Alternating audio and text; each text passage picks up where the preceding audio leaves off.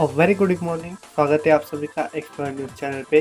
तो चलिए आज सुबह की 10 बड़ी खबरों पर नज़र डाल लेते हैं। तो पहली बड़ी खबर है कि ब्रिस्बेन टेस्ट में अपनी सबसे अनुभवहीन खिलाड़ियों के साथ उतरी टीम इंडिया ने कंगारू को उनके घर में पटखनी देते हुए 4 टेस्ट मैचों की सीरीज को 2-1 से जीत लिया। विराट कोहली, जसप्रीत बुमराह, मोहम्मद शमी, भुवनेश्वर कुमार, रविंद्र जडेजा और उमेश यादव के बिना टीम इंडिया ब्रिस्बेन टेस्ट में उतरी थी। जीत के लिए ऑस्ट्रेलिया से मिले 328 रनों के लक्ष्य को भारत ने 7 विकेट पर 3 ओवर रहते हासिल कर दिया। इसके साथ ही इतिहास दोहराते हुए टेस्ट सीरीज पर भी 2-1 से उसका कब्जा कर लिया है। एडिलेड में पहला मैच ऑस्ट्रेलिया ने जीता था, जबकि भारत ने मेलबर्न में दूसरा टेस्ट जीतकर सीरीज बराबर कर दी।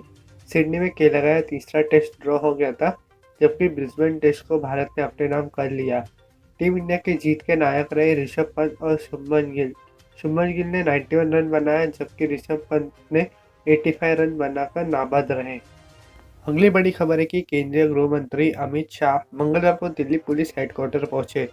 दिल्ली गृह मंत्री यहां प्लाज्मा डोनर से मिलेंगे और इससे जुड़ा एक ऐप लॉन्च करेंगे।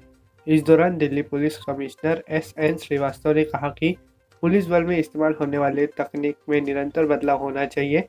इसके लिए पुलिस टेक्नोलॉजी सेल का गठन किया गया है, जो पुलिस के कामकाज के लिए विभिन्न तकनीक के आयात, इस्तेमाल और समय अनुसार वृद्धि के लिए काम करेगा। इस कार्यक्रम से पहले दिल्ली की सुरक्षा पर पुलिस अधिकारियों के साथ गृह मंत्री अमित शाह ने बैठक हुई। जानकारी के मुताबिक इस बैठक में किसान आंदोलन पर भी चर्चा हुई। वहीं किसानों की ट्रैक्टर रैली को लेकर सिंधु बॉर्डर पर दिल्ली पुलिस और किसानों के बीच बैठक संभव है। अगली बड़ी खबर है कि देश की राजधानी दिल्ली में भी बर्ड फ्लू ने पैर पसारना शुरू कर दिया है। लाल किले के परिसर में मृत पाए गए 15 कौवों के सैंपल में बर्ड फ्लू की पुष्टि हो गई है, जिसे लेकर हड़कंप मच गया है। भारतीय पुरातत्व सर्वेक्षण ने आम जनता की आवाजाही के लिए लाल किले को बंद करने के निर्देश दिए हैं। दरअसल एक हफ्ते पहले लाल किले के परिसर में 15 कौवे मृत पाए गए थे। इनके सैंपल को जांच के लिए भेजा गया था, जहां मृत पक्षियों में संक्रमण की पुष्टि हुई। पर्यटकों को संक्रमण से बचाने और बर्ड फ्लू के खतरे के मद्देनजर लाल किले में आम लोगों की एंट्री पर आज 1 से 26 जनवरी तक प्रतिबंध लगा दिया गया है। इससे पहले दिल्ली के चिड़ियाघर में मृत मिले उल्लू के बर्ड फ्लू होने की पुष्टि हुई थी। चिड़ियाघर में जानवरों को खिलाने के लिए मुर्गियों को लाने पर रोक लगा दी गई है। चिड़ियाघर के भीतर वाहनों की आवाजाही की पहले ही मनाही है और कर्मचारियों की भी आवाजाही नियंत्रित है। वहीं केंद्र ने सोमवार को बताया कि अभी तक 5 राज्यों में पोल्ट्री पक्षियों में बर्ड फ्लू की पुष्टि हुई है और पक्षियों को मारने का अभियान जारी है। केंद्र ने कहा कि 9 राज्यों ने कौवों, प्रवासी पक्षियों और जंगली पक्षियों में इस बीमारी की सूचना दी है। महाराष्ट्र, मध्य प्रदेश, हरियाणा और छत्तीसगढ़ उन 5 राज्यों में शामिल है जहां त्वरित प्रतिक्रिया टीमों RRT द्वारा पोल्ट्री पक्षियों को मारा जा रहा है। भारत में बर्ड फ्लू या एवियन इन्फ्लुएंजा मुख्य तौर पर प्रवासी पक्षियों द्वारा फैलता है, जो सर्दियों के दौरान सितंबर से मार्च के बीच देश में आते हैं। मत्स्य पालन, पशुपालन एवं डेयरी मंत्रालय ने एक बयान में कहा कि 18 जनवरी तक 5 राज्यों में पोल्ट्री पक्षी में और 9 राज्यों में कौवों या प्रवासी या जंगली पक्षियों में एवियन इन्फ्लुएंजा की पुष्टि हुई है। मंत्रालय ने कहा कि दिल्ली में इस बीमारी की पुष्टि 30,000 ही में मृत्यु मिले बगुले के नमूने में और लाल किले में कौवे के मिले नमूने में हुई है। अगली बड़ी खबर है कि पंजाब नेशनल बैंक के खाता धारकों के लिए बड़ी खबर है। देश भर में एटीएम से धोखाधड़ी को रोकने के लिए बैंक ने बड़ा फैसला लिया है, जिसके बाद अब पीएनबी ग्राहक नॉन ईएमवी एटीएम से पैसा नहीं निकाल पाएंगे। यह नियम 1 फरवरी से पूरे देश में लागू हो जाएगा। इस बात की जानकारी पीएनबी ने खुद ट्वीट कर दी है। पंजाब नेशनल बैंक ने ट्वीट करके बताया कि अपने ग्राहकों को धोखाधड़ी से बचाने के लिए पीएनबी नॉन ईएमवी एटीएम मशीनों से 1/2/2021 से लेन देन को प्रतिबंध करेगा। गो डिजिटल, गो सेफ, ये आपको ज़्यादा इस्तेमाल करना होगा। नॉन ईवीएम एटीएम होता क्या है वो बता देते, जिनमें लेन देन के दौरान कार्ड नहीं रखा जाता है। इसमें मैग्नेटिक स्ट्रिप के जरिए डाटा को रीड किया जाता है। इसके अलावा ईएमवी एटीएम में कार्ड कुछ सेकंड्स के लिए लॉक हो जाता है। इससे साइबर शातिर एटीएम को क्लोन भी नहीं कर पाएगा। आपको बता दें कि पंजाब नेशनल बैंक ने अपने यूजर्स को हाल ही में पीएनबी वन ऐप के जरिए अपने एटीएम डेबिट कार्ड को ऑन ऑफ करने की सुविधा दी है। इस सुविधा का इस्तेमाल करके ग्राहक अपने आप कार्ड को यूज नहीं करने पर बंद कर सकते हैं। ऐसा करने से बैंक खाते में रखा पैसा सेफ रहेगा। अगली बड़ी खबर आ रही है भारतीय रेलवे की तरफ से। भारतीय रेलवे ने यात्रियों की सुविधा के लिए ट्रेनों में ई कैटरिंग सेवा को फिर से बहाल करने का निर्णय लिया है। फिलहाल यह सुविधा कुछ चुनिंदा स्टेशनों पर ही शुरू की जाएगी। आईआरसीटीसी के जनरल मैनेजर देवाशीष चंद्रा जी ने बताया कि जिन रेलवे स्टेशनों पर ई कैटरिंग की सेवा दी जाएगी वहां पर केंद्र और राज्य सरकार की ओर से जारी कोरोना गाइडलाइंस का पालन किया जाएगा। रेलवे द्वारा इस सुविधा के बहाल होने से यात्री ऑनलाइन पसंदीदा रेस्टोरेंट से अपना खाना ऑर्डर कर सकते हैं। ऑर्डर करने के समय यात्रियों को यह बता दिया जाएगा कि उनका खाना किस स्टेशन पर और कितने देर में पहुंचेगा। यात्री को कहीं जाने की जरूरत नहीं होगी। वहीं रांची स्थित आईआरसीटीसी के मैनेजर जुबराज मीन जी ने कहा कि ई कैटरिंग सेवा के लिए आईआरसीटीसी जिन रेस्टोरेंट से सेवा लेता था उसे पत्र लिखा है। इस माह के अंत से अधिक स्टेशनों पर ई कैटरिंग सेवा बहाल करने का प्रयास किया जा रहा है। तो अगली बड़ी खबर है कि देश की राजधानी दिल्ली में आयोजित होने वाली गणतंत्र दिवस परेड की तैयारी चल रही है। इस साल की परेड में भारतीय वायुसेना में हाल ही में शामिल राफेल लड़ाकू विमान भी शामिल होगा और फ्लाई पास्ट का समापन इस विमान के उड़ान भरने से होगा।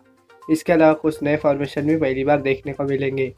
आईएएफ के प्रवक्ता विंग कमांडर इंद्रनील नंदी जी ने बताया कि फ्लाई पास्ट में कुल 42 विमान शामिल होंगे, जिनमें 15 लड़ाकू विमान होंगे, 5 परिवहन और 1 विंटेज विमान शामिल है। भारतीय वायुसेना और भारतीय सेना के हेलीकॉप्टर भी फ्लाई पास्ट का हिस्सा होंगे।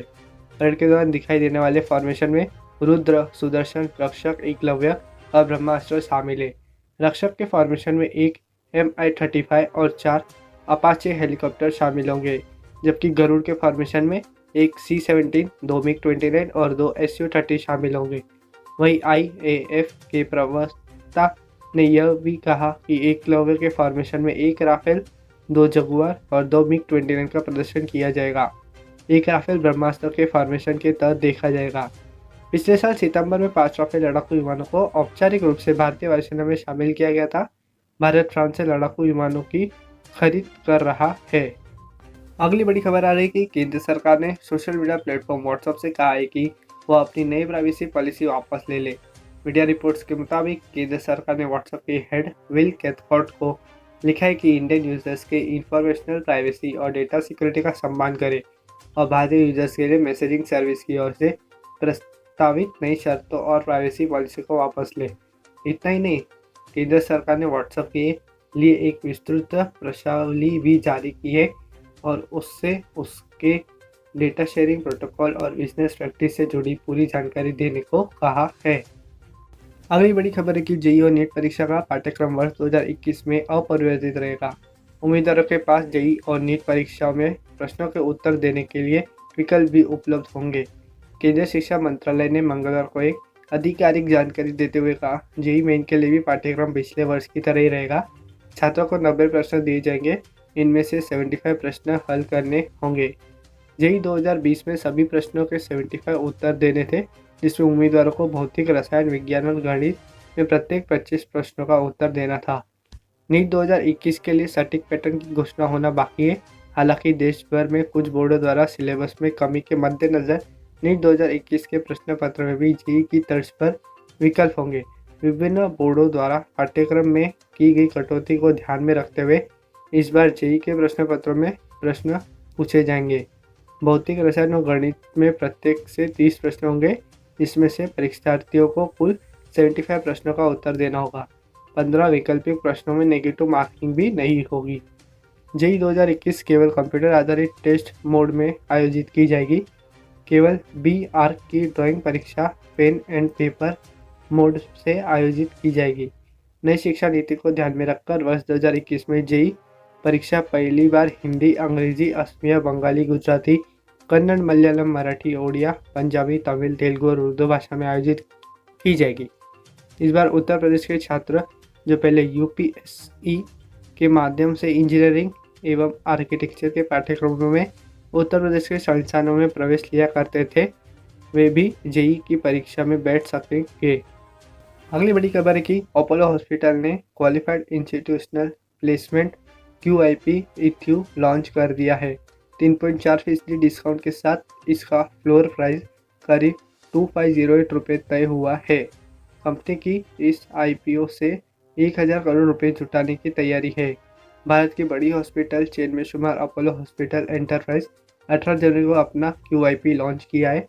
इस क्यूआईपी से मिले पैसे का इस्तेमाल कंपनी अपने कारोबार में विस्तार करने, कर्ज घटाने और कंपनी के डिजिटल क्षमता में विस्तार पर आने वाले खर्चों को पूरा करने में करेगी।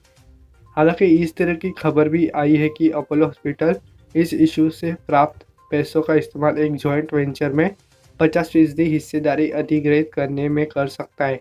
गौरतलब है कि अपोलो हॉस्पिटल की बेड कैपेसिटी 10,209 के आसपास है। 30 नवंबर 2020 तक पूरे देश में कंपनी के 71 हॉस्पिटल है। अब ये क्यूआईपी क्या होता है वो जान लेते हैं। क्यूआईपी कंपनियों के लिए पूंजी जुटाने का एक तरीका है। शेयर बाजार में लिस्टेड कंपनी क्यूआईपी के तहत क्वालिफाइड इंस्टीट्यूशनल बायर को वारंटी के अलावा शेयर, अंशक या पूर्णतः परिवर्तनीय डिबेंचर जैसी सिक्योरिटी जारी कर पूंजी जुटाती है। यह सिक्योरिटी तय अवधि के बाद शेयरों में परिवर्तित कर दी जाती है। प्रीफरेंशियल आवंटन के अलावा जल्द पूंजी जुटाने का यह दूसरा जरिया है। अगली बड़ी खबर है कि भारतीय स्टेट बैंक ने अपनी आधिकारिक वेबसाइट पर 19 जनवरी 2021 को 2021 के लिए SBI PO main certificate card जारी किया है। SBI पीओ 2020-21 परीक्षा 29 जनवरी 2021 के लिए निर्धारित की गई है और जिन उम्मीदवारों ने SBI पीओ प्रारंभिक परीक्षा उत्तीर्ण की है वे आधिकारिक वेबसाइट @sbi.co.in पर सक्रिय होने के बाद अपने मेन एडमिट कार्ड डाउनलोड कर सकते हैं। जो उम्मीदवार 29 जनवरी 2021 को मुख्य परीक्षा में उपस्थित होंगे उन्हें प्रत्येक नवीनतम अपडेट के साथ बने रहने के लिए इस पृष्ठ को बुकमार्क करना होगा। अगली बड़ी खबर है कि हफ्ते के दूसरे कारोबारी दिन बाजार में शानदार तेजी रही। दूसरे कारोबारी दिन में BSE का प्रमुख इंडेक्स सेंसेक्स करीब 834.02 अंकों की बढ़त के साथ 49,398.29 के लेवल पर क्लोज हुआ है। इसके अलावा निफ्टी 50 इंडेक्स 240 अंक बढ़कर 14,521 के लेवल पर बंद हुआ है। बैंक निफ्टी में भी 613 अंकों की बढ़त देखने को मिली। दूसरे कारोबारी दिन में बैंकिंग, ऑटो और टेक सेक्टर्स में अच्छी खरीदारी रही। दिग्गज शेयर्स की बात करें तो दूसरे कारोबारी दिन में सेंसेक्स के 30 में से 27 स्टॉक्स तेजी के साथ बंद हुए हैं। सबसे ज़्यादा बढ़त बजाज फिनसर्व के शेयर्स में रही है। यह स्टॉक 6.77% की तेजी के साथ क्लोज हुआ। इसके अलावा Bajaj Finance, HDFC, LT, ICICI Bank, Sun Pharma, NTPC, Asian Paints, Bajaj Auto, Axis Bank, Reliance, Power Grids, TCS, SBI, ONCG, HDFC Bank, HUL, Maruti और टाइटन के शेयर्स में दिन भर खरीदारी रही। सेक्टरल इंडेक्स की बात करें तो दूसरे कारोबारी दिन सभी सेक्टर्स हरे निशान में बंद हुए हैं। BSE, auto, bank, Nifty, capital goods, consumer durable, FMCG, healthcare, IT, metal, oil and gas, PSU और टेक सेक्टर्स में खरीदारी रही। इसी के साथ आज सुबह की 10 बड़ी खबरें हमारी समाप्त होती हैं। अगर वीडियो पसंद आया हो लाइक कीजिए, शेयर कीजिए, सब्सक्राइब कीजिए और बेल आइकन दबाइए तो रोजाना आपको हमारी तरफ से अपडेट्स मिलते रहेंगे। आपका तहे दिल से बहुत बहुत धन्यवाद।